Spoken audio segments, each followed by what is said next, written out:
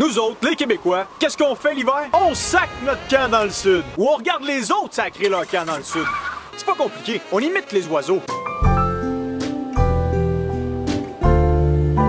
Faut dire que le choix est pas bien dur à faire. Dans le sud, il fait beau, il fait chaud, pis il y a de l'eau. Ici, il fait fret, on gèle la bête puis on met des salopettes. Là-bas, on a les 2 pieds dans le sable puis on se fait bronzer la couenne. Chez nous, on a 2 pieds de neige. Là-bas, on se promène en cocoon parce qu'il fait 25. Chez nous, on s'enferme dans le doudou parce qu'il fait moins 25. Là-bas, on sort en t-shirt à 9h30 le soir pour aller manger une crème glacée. Chez nous, il fait noir à 4h30 puis c'est nos vitres qui sont glacées. Au fond, ce qu'on veut, c'est la Sainte Paix! La Sainte Paix! Oh que oui, la Sainte Paix. Parle-moi-en. La Sainte Paix n'a jamais été autant populaire qu'aujourd'hui. On est prêt à tout pour s'obtenir quelques moments paisibles, lors desquels le temps s'arrête, les soucis disparaissent, pour qu'enfin on puisse relaxer et décrocher un peu. Rien de trop stressant ou préoccupant. On cherche plutôt comment nous libérer des contretemps et raffiner nos passe-temps. On paye pour des aires de détente, pour faire ce qui nous tente. Les spas n'ont jamais été autant fréquentés et les pina coladas sirotés. On carbure aux prochaines vacances. On travaille pour prendre congé. On fait même de l'over pour en accumuler. Au fond, on soupire après une tranquillité d'esprit qui nous donnera du répit et un peu plus de sens à notre vie. On aspire après cette fameuse paix qui saura tranquilliser nos sens et apaiser nos consciences. Cette chaleureuse paix, on aimerait tant l'agripper par le collet et la garder tout près. On court après, et même s'il fallait s'essouffler, on n'arrêtera pas de la pourchasser.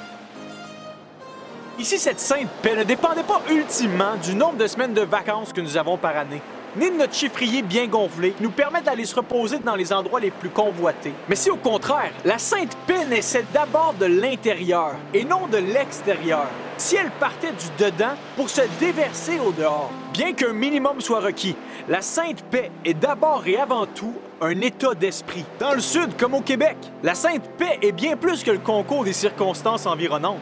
C'est un état intime et stable qui demeure malgré les saisons changeantes. Si la chaleur du soleil ou la nature clémente menait à la vraie sérénité, ça ferait longtemps que les bronzés n'éprouveraient plus de stress ni d'anxiété. Si la qualité de notre condition physique menait à la vraie paix, ce serait impossible de trouver des personnes handicapées beaucoup plus heureuses que des personnes en parfaite santé. Si la recette du bien-être se trouvait dans une saine alimentation ou une séance de méditation, on nous vendrait plus la nouvelle solution à toutes les saisons. Plus qu'un contexte favorable ou une situation idéale, la sainte paix s'enracine dans les profondeurs de notre être.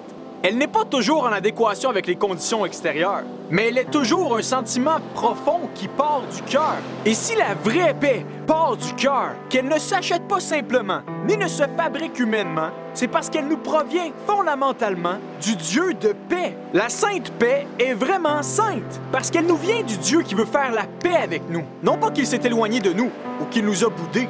En fait, c'est plutôt nous qui l'avons tassé de nos vies et qui avons cherché à vivre à notre façon sans tenir compte de lui. On a pensé que le repos se trouverait ailleurs que dans notre Créateur et on s'est contenté de simili-paix, toujours à la recherche d'un vrai bonheur. Et alors que nous étions loin de lui, cherchant à combler nos envies et calmer nos ennuis avec tout ce qui nous passait à l'esprit, Dieu est venu nous annoncer la paix. Il a brandi le drapeau blanc, annonçant qu'il était prêt à mettre fin à la guerre que nous lui menions. Et il a pourvu lui-même pour une solution en envoyant son fils subir le coup de nos canons. Et le début de la paix humaine, c'est de reconnaître cette divine intervention. Le début de la paix en nous et entre nous, c'est de faire la paix avec Dieu.